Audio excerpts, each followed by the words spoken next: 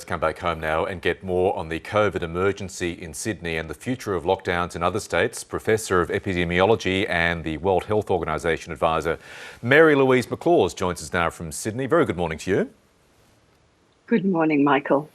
Reports this morning that Sydney-siders should brace themselves for the lockdown to extend up until mid-September, possibly longer, based on the trajectory as you see it. Is that pretty much on the money?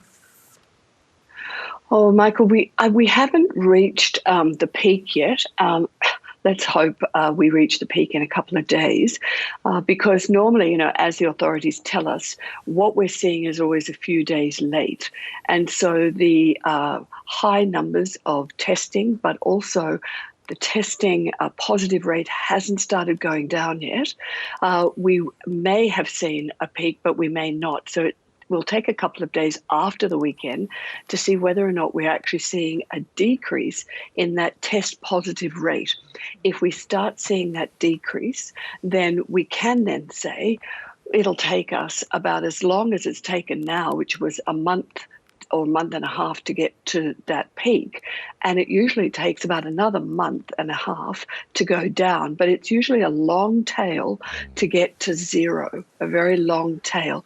But if we're in very hard lockdown, that sharp decline will happen faster because we won't be allowed out.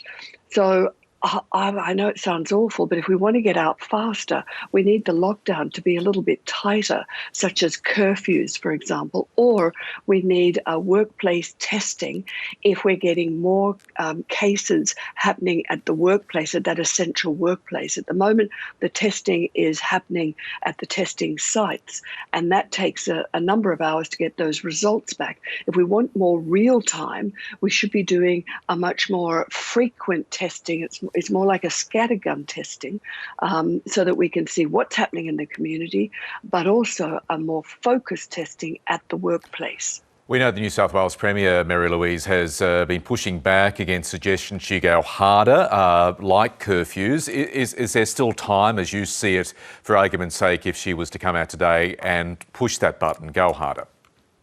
Yeah. Well, look, Michael, she might understand, because I don't have where some of these cases are coming from.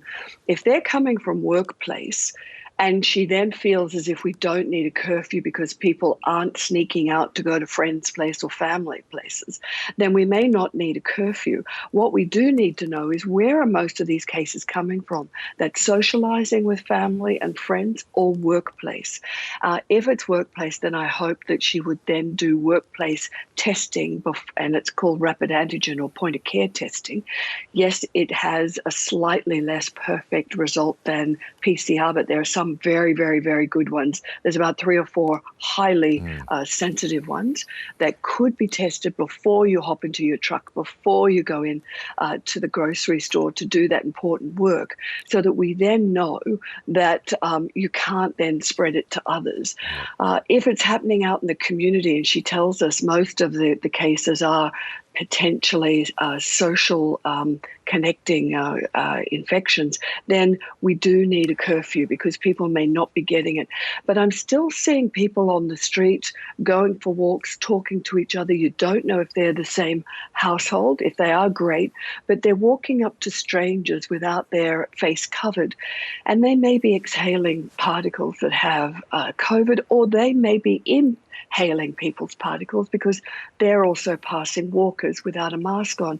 So the message isn't getting to them that they do need to protect themselves, because this has spread quite some distance across the Greater Sydney. It's not just in the western suburbs. It does seem to be everywhere. Mary-Louise McLaws, as always, thanks for joining us. Stay safe.